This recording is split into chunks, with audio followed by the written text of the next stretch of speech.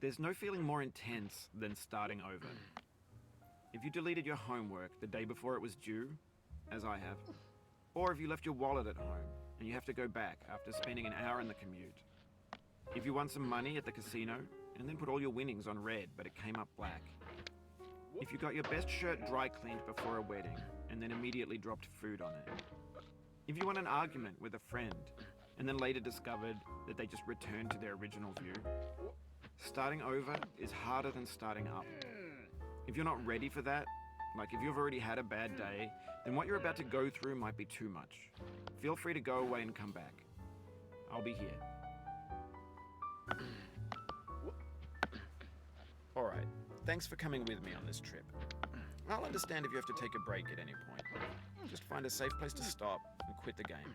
And don't worry, I'll save your progress, always, even your mistakes. This game is a homage to a free game that came out in 2002, titled Sexy Hiking. The author of that game was Jazzuo, a mysterious Czech designer who was known at the time as the father of B games. And B games are rough assemblages of found objects. Designers slap them together very quickly and freely, and they're often too rough and unfriendly to gain much of a following. They're built more for the joy of building them than as polished products. In a certain way, Sexy Hiking is the perfect embodiment of a B game. It's built almost entirely out of found and recycled parts, and it's one of the most unusual and unfriendly games of its time. In it, your task is simply to drag yourself up a mountain with a hammer. And that act of climbing, in the digital world or in real life, has certain essential properties that give the game its flavor.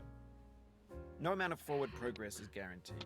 Some cliffs are too sheer or too slippery, and the player is constantly, unremittingly in danger of falling and losing everything. Anyway, when you start Sexy Hiking, you're standing next to this dead tree that blocks the way to the entire rest of the game. It might take you an hour to get over that tree, and a lot of people never got past it. You prod and you poke at it, exploring the limits of your reach and your strength, trying to find a way up and over. And there's a sense of truth in that lack of compromise. Most obstacles in video game worlds are fake. You can be completely confident in your ability to get through them once you have the correct method or the correct equipment or just by spending enough time. In that sense, every pixelated obstacle in Sexy Hiking is real. The obstacles in Sexy Hiking are unyielding, and that makes the game uniquely frustrating. But I'm not sure Jazzuo intended to make a frustrating game.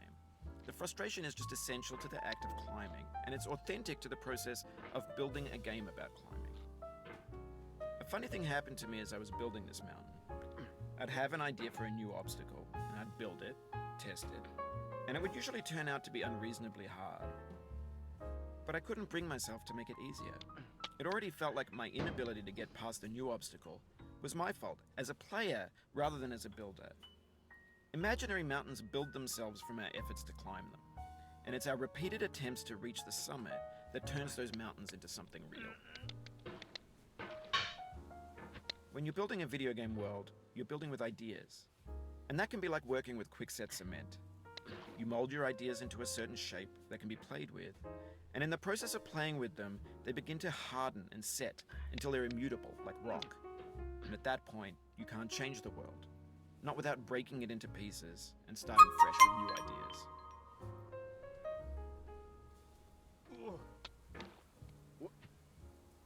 Oh, you just lost a lot of progress. That's a deep frustration, a real punch in the gut.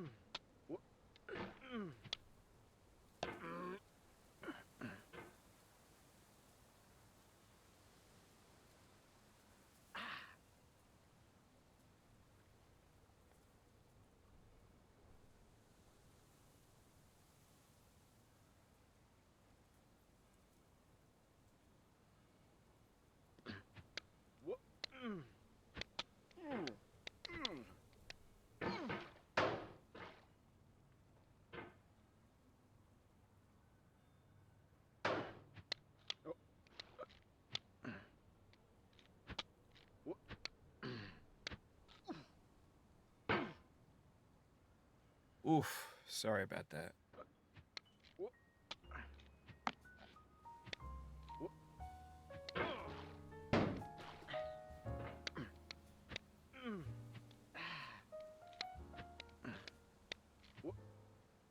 Oh, it happened again. Keep on trying, don't let it get to you.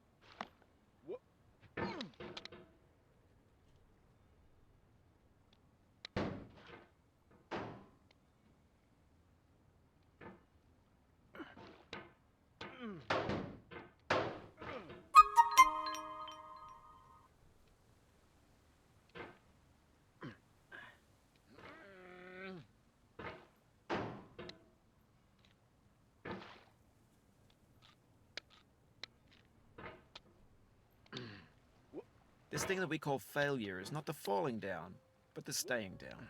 Mary Pickford.